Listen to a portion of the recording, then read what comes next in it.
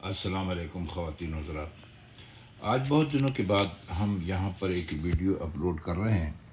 اس کی وجہ ہم آپ کو بتا چکے ہیں کہ ہم اس وقت ملک سے باہر ہیں اور یہاں پر ایسے مواقع بہت کم ہیں کہ ہم سکون سے بیٹھیں اور آپ کے لیے ویڈیو ریکارڈ کریں. لیکن اب بہت دن ہو گئے ہیں تو ہمارے دوستوں کی فرمائشیں بھی بڑھتی چلی جا رہی ہیں. عنقریب ہم واپس وطن کے لیے روانہ ہو جائیں گے تو وہاں سے پھر یہ سلسلہ ایک مرتبہ پھر پہلے ہی کی طرح شروع ہو جائے گا. ہم سے بہت سارے دوستوں نے کہا بھی ہے، اس لیے آج ہم مرزا غالب کی ایک بہت مشہور غزل آپ کے لیے لے کر آئے ہیں. اس غزل کی تشریح ہم ایک مرتبہ پہلے بھی کر چکے ہیں، لیکن وہ ویڈیو تلاش کرنے کے باوجود ہمیں نہیں ملی، تو ہمارا خیال یہ ہے کہ شاید وہ کسی وجہ سے اب انٹرنیٹ پر نہیں ہے. بہرحال شروع کرتے ہیں. بہت مشہور غزل ہے. اس کا پہلا شعر ہے: ہزاروں خواہشیں ایسی کہ ہر خواہش پہ دم نکلے، بہت نکلے میرے ارمان لیکن پھر بھی کم نکلے. خواہش پر دم نکلنے کا مطلب ہے اس کے پورا ہونے کے لیے جلدی کرنا. آپ نے سنا ہوگا کہ کئی مرتبہ جب لوگ بے صبری کا مظاہرہ کرتے ہیں تو دوسرے لوگ ان سے کہتے ہیں کہ بھائی کیوں تمہارا دم نکلا جاتا ہے، یا کیوں مرے جاتے ہو، یا کیوں جلدی کرتے ہو، یہ کام ابھی تمہارا ہو جائے گا. تو خواہش پر دم نکلنے کا مطلب ہوتا ہے کسی بھی کام کے کرنے کی جلدی. دوسرا مصرع بہت صاف ہے: بہت نکلے میرے ارمان لیکن پھر بھی کم نکلے.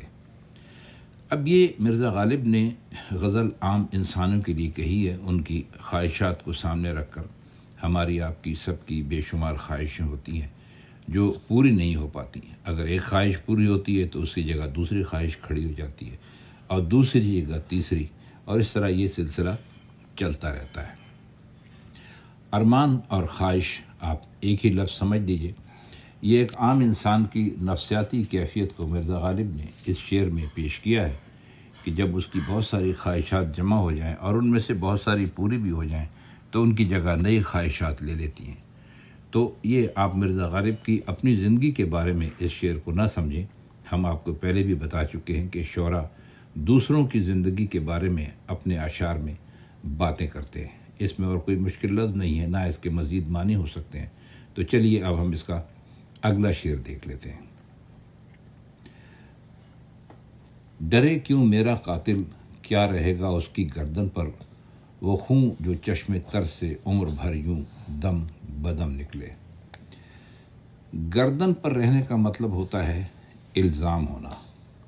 یعنی آپ اگر کسی آدمی سے کہیں کہ اس کی گردن پر فلاں کا قتل ہے تو اس کا مطلب یہ ہے کہ، یا چوری ہے تو اس کا مطلب یہ ہے کہ اس کے اوپر اس کا الزام ہے. تو گردن پر رہنا کسی چیز کا ہے، گردن پر آ جانا آپ الزام کو کہہ سکتے ہیں. خون آپ جانتے ہیں، خون کو کہتے ہیں فارسی میں، اردو میں خون کہتے ہیں، خون کہتے ہیں. اور چشم کہتے ہیں آنکھ کو، اور چشم تر کا مطلب ہوتا ہے بھیگی ہوئی آنکھ، یا وہ آنکھ جس میں سے آنسو نکل رہے ہیں. گیلی آنکھ سمجھ لیجیے، یا روتے وقت انسان کی آنکھ جیسی ہو جاتی ہے اس سے. تو فرماتے یہ ہیں کہ میرا جو قاتل ہے، جس نے مجھے مارا ہے، وہ تلوار چلانے سے کیوں ڈر رہا ہے. اگر میں قتل ہو گیا تو اس کی گردن پر کیا رہے گا، وہ خون جو میری آنکھوں سے لگاتار بہتا رہا. اب ہم آپ کو پہلے بھی بتلا چکے ہیں کہ شعراء کہتے یہ ہیں کہ رونے کے دو درجے ہوتے ہیں. ایک میں تو آپ کی آنکھوں سے پانی نکلتا ہے یعنی آنسو، اور ایک وقت ایسا آتا ہے کہ جب آنسو ختم ہو جاتے ہیں اور ان کی جگہ خون لے لیتا ہے.